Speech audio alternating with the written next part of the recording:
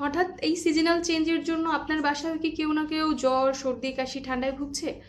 আসলে এই সিজনাল চেঞ্জের জন্য এই জ্বর, সর্দি, কাশি, ঠান্ডা খুবই কমন। তবে আমি আসলে যে কারণে আজকে ভিডিও করতে বসেছি সেটা অন্য কারণে। গত কয়েক সপ্তাহ ধরে আমি প্রচুর রোগী পাচ্ছি যারা 2-3 দিনের জ্বর নিয়ে আসছেন এবং সাথে করে কিছু ওষুধ নিয়ে আসেন যেটা ওনারা গত 2-1 দিন ধরে খেয়েছেন। ফার্মেসির দোকানে গিয়ে ফার্মেসির দোকানদার যেটা দিয়েছেন সেটা খেয়েছেন। সবচেয়ে অবাক করা বিষয় এবং সবচেয়ে দুঃখজনক বিষয় হলো আমি ম্যাক্সিমাম মানুষের ওষুধের মধ্যে দেখেছি তারা এজিথ্রোমাইসিন খাচ্ছেন, কেউ কেউ সিপ্রোফ্লক্সাসিন খাচ্ছেন। এই অ্যাজিথ্রোমাইসিন, সিপ্রোফ্লক্সাসিন এগুলো খুব ব্রড স্পেকট্রাম অ্যান্টিবায়োটিক, অর্থাৎ খুব মানে গ্রাম নেগেটিভ, কিছু কিছু ক্ষেত্রে গ্রাম পজিটিভ, অর্থাৎ খুব খারাপ কোনো ব্যাকটেরিয়ার ইনফেকশনের ক্ষেত্রে এগুলো ব্যবহার করা হয়। এটা যে আসলে কতটা ক্ষতিকর এবং কত ভয়ঙ্কর একটা ব্যাপার সেটা আসলে ওনারা নিজেরাই কেউ বুঝতে পারছেন না। স্বাভাবিক ব্যাপার, অ্যান্টিবায়োটিক সম্পর্কে মানুষের মধ্যে নলেজ খুবই কম, প্লাস ফার্মেসি থেকে যা দেওয়া হয় আমরা না বুঝে সেটাই খেতে থাকি। এটা আসলে আমাদের শরীরে ধীরে ধীরে অ্যান্টিবায়োটিক রেজিস্ট্যান্স তৈরি করছে। এটা খুব ভয়ঙ্কর একটা ক্ষতি।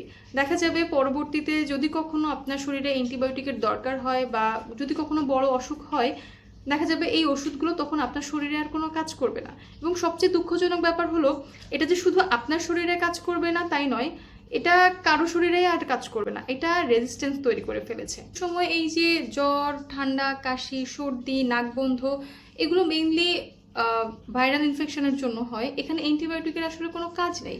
অ্যান্টিবায়োটিক কাজ করে ব্যাকটেরিয়ার এগেনস্টে, কিন্তু ভাইরাল ফিভারের ক্ষেত্রে বা ভাইরাসের এগেনস্টে অ্যান্টিবায়োটিক কোনো কাজ করে না। এখন বলতেই পারেন কই আমরা তো খাওয়ার পরে তো জ্বর চলে যাচ্ছে। জ্বর তো আপনার চলে যাবেই, তবে এটা আপনার শরীরে যে ক্ষতি করছে সেটা আসলে আপনি বুঝতে পারছেন না এখন। পরবর্তীতে যদি কখনো দরকার হয় এগুলো আপনার শরীরে আর কখনো কাজ করবে না। শুধু তাই নয়, এটা কারো শরীরেই আর কাজ করবে না। তাহলে কি করতে পারেন? আপনার যদি জ্বর আসে আপনি তাহলে প্যারাসিটামল খেতে পারেন।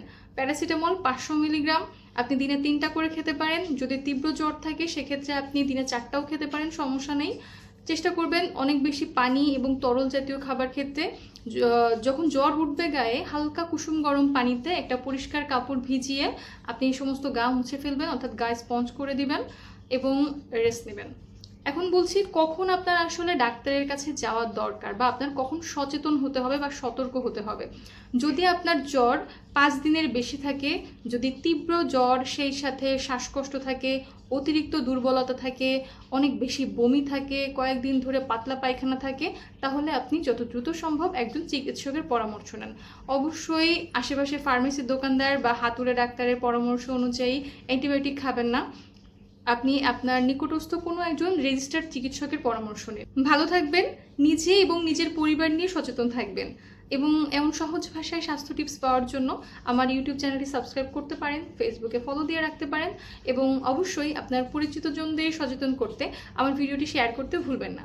ধন্যবাদ।